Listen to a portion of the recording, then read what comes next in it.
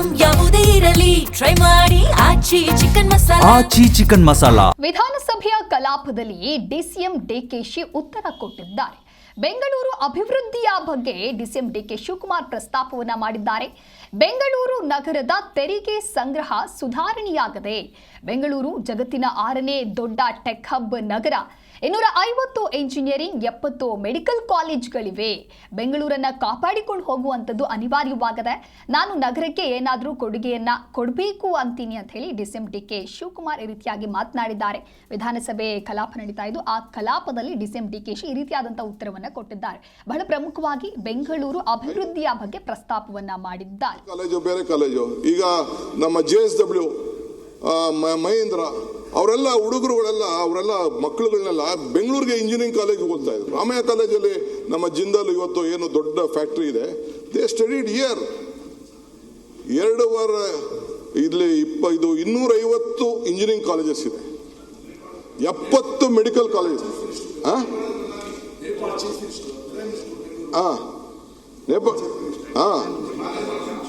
Nepal prime minister ಇಲ್ಲೇ ಅವ್ರ ಮನೆ ಬಂಗ್ಲೋ ಗಿಂಗ್ಲೋ ಎಲ್ಲ ಇಲ್ಲೇ ಇದೆ. ನಮ್ಮ ಕನಿಂಗ್ಹ್ಯಾಮ್ ರೋಡಲ್ಲೆಲ್ಲ ಅವ್ರದ್ದು ಮನೆ ಗಿನೆಗಳೆಲ್ಲ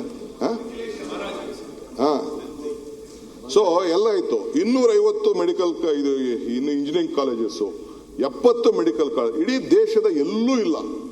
1,000 ಅಶೋಕ್ ನಾರಾಯಣ್ ಗೊತ್ತಿದೆ, ಹೆಲ್ತ್ ಮಿನಿಸ್ಟರ್ ಆಗಿದ್ರು.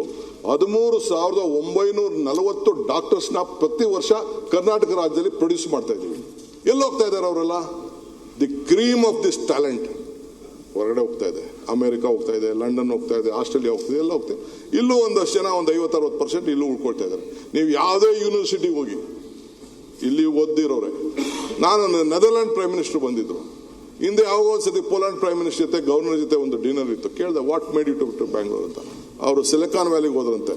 ಸಿಲಿಕಾನ್ ವ್ಯಾಲಿಗೆ ಹೋದಾಗ ಅಲ್ಲಿ ನೋಡಿದ್ರಂತೆ, ಎಲ್ಲ ನೋಡ್ಕೊಂಡು ಬಂದ್ರೆ ಕೊನೆಗೆ ಅವ್ರ ಟೀಮ್ನೆಲ್ಲ ಬಿಟ್ರಂತೆ.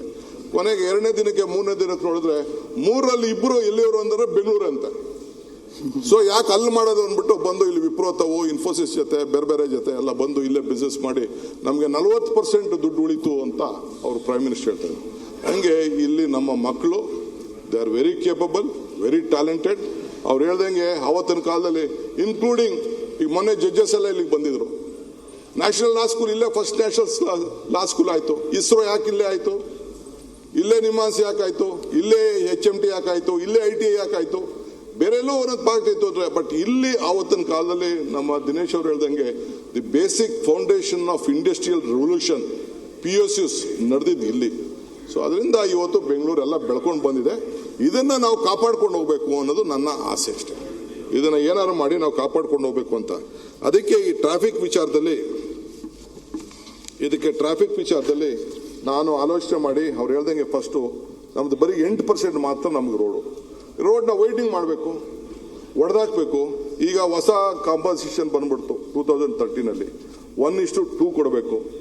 ಯಾವ ರೋಡು ವೈಡ್ನಿಂಗ್ ಮಾಡೋಕ್ಕಾಗಲ್ಲ, ಯಾರು ಬಿಡಲ್ಲ, ಕೋರ್ಟು ಲಿಟಿಗೇಷನ್ಸು.